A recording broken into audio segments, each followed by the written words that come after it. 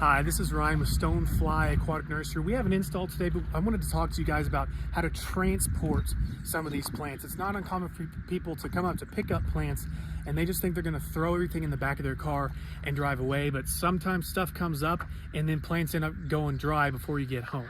So this is what we recommend people do whenever they come to pick up plants. We always say, hey, bring a bucket, bring some totes, and you can see back here we even are using buckets for this install today, but we really like these 17-gallon totes. We usually get them from Home Depot, but you can find an equivalent from Lowe's as well.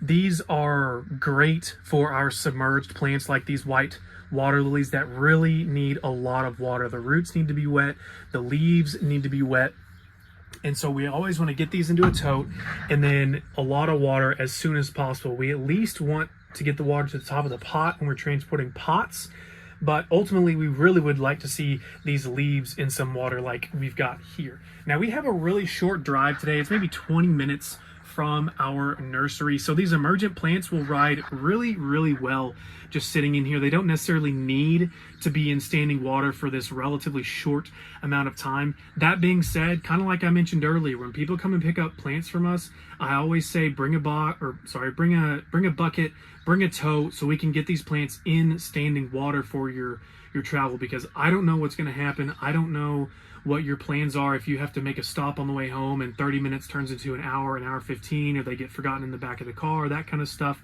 So whenever you come and pick up plants, we're going to ask you to bring buckets so that we can put your plants in standing water for transport to make sure that they're going to do really well on that travel. But since this is an install, we're going directly to the site.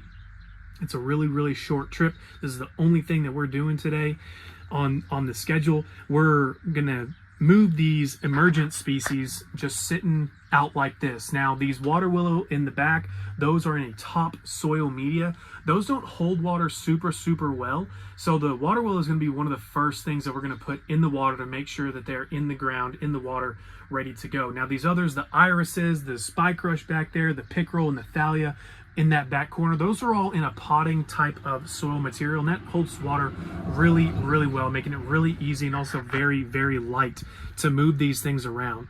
And they hold really well and have historically done really well for us. The spike rush right here, this is common spike rush, this is square stem spike rush. The common spike rush, you can see we've kind of got it all packed in there kind of tight.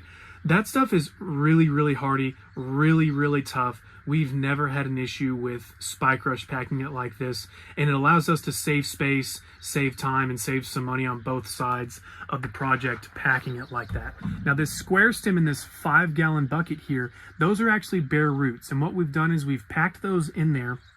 There's about 115 plants in there, and that bucket is filled about halfway full of water because we want to make sure that the roots have access to water. They're sitting in water during transport. That is extremely important for bare root species, regardless of whether it's a submerged water lily or an emergent pickerel weed like in the corner right here. If it's a bare root, it's got to be in water.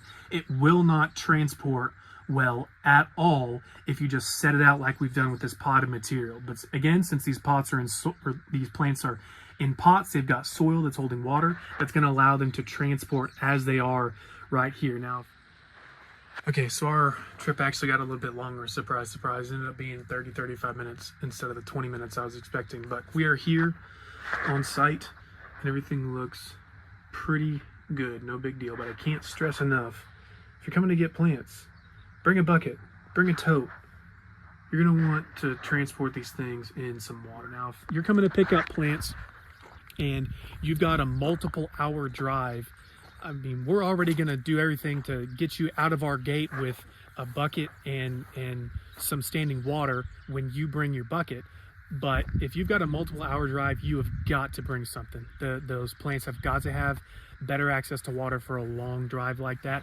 And the later in the year we get, and the closer to summer we get, the hotter it gets, it becomes even more and more important that we make sure those plants have water throughout that drive. So hopefully this was clearer than mud and I was able to actually explain some of what I wanted to tell you guys. But if you learn anything, let us know. If you have any questions, let us know. We're more than happy to help.